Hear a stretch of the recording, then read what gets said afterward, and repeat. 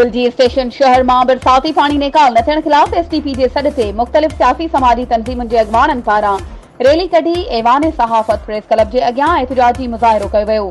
Rally Fazil राहूत चौक खां निकिती, जेका मुख़्तलिफ़ रस्तनि खां थींदी अची ऐवान सहाफ़त प्रेस क्लब अॻियां पहुती, जिते मुतासिरनि जो चवणु हो त बरसातुनि के 2 महीना गुज़रण बावजूद बरसाती पानी निकाल नथो कयो वञे। बरसाती पानी गंदो बदबूदार थी वियो आहे, जंहिं सबब ख़तरनाक बीमारियूं पैदा थी वियूं आहिनि। पानी बीहण करे गरीब मिसकीननि जा अझा ड्रही पट पइजी विया आहिनि। हंगामी बुनियादनि ते शहर मां बरसाती पानी निकाल कराए ॾिनो वञे।